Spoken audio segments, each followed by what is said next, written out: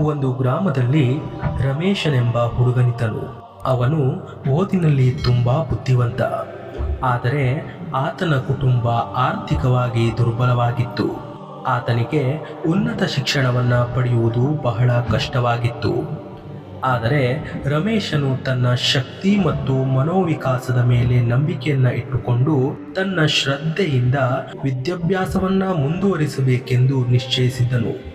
ಆತನಿಗೆ ಶಾಲೆಗೆ ಹೋಗಲು ಹಣವಿಲ್ಲದಿದ್ದರೂ ದಿನವಿಡೀ ಕೆಲಸವನ್ನ ಮಾಡುತ್ತಾ ರಾತ್ರಿ ಹೊತ್ತು ಓದುವ ಅಭ್ಯಾಸವನ್ನ ಬೆಳೆಸಿಕೊಂಡ. ಕೆಲವು ಸಮಯದಲ್ಲಿ ಅವನಿಗೆ ಅದನ್ನ ಮುಂದುವರಿಸಲು ತೊಂದರೆಗಳು ಎದುರಾದರೂ ತನ್ನ ನಂಬಿಕೆ ಆತನಿಗೆ ಬಲವಾಯಿತು. ಆತನಲ್ಲಿದ್ದ ಆತ್ಮವಿಶ್ವಾಸದಿಂದಲೇ ಪ್ರತಿಯೊಂದು ಕಷ್ಟವನ್ನು ತಾಳ್ಮೆಯಿಂದ ಸಮರ್ಥವಾಗಿ ಎದುರಿಸುತ್ತಾ ಹೋದನು.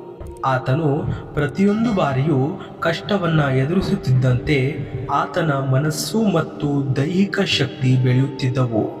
ಆತನ ಪರಿಶ್ರಮ ಮತ್ತು ಆತ್ಮವಿಶ್ವಾಸದಿಂದ ಒಂದು ದಿನ ಆತ ಬಹಳ ದೊಡ್ಡ ಪರೀಕ್ಷೆಯನ್ನು ಯಶಸ್ವಿಯಾಗಿ ಪಾಸಾಗಿ ತಾನು ಕನಸು ಕಾಣುತ್ತಿದ್ದ ಇಂಜಿನಿಯರಿಂಗ್ ಹುದ್ದೆಯನ್ನು ಆರಿಸಿಕೊಂಡು ಒಬ್ಬ ಯಶಸ್ವಿ ಇಂಜಿನಿಯರ್ ಆದ.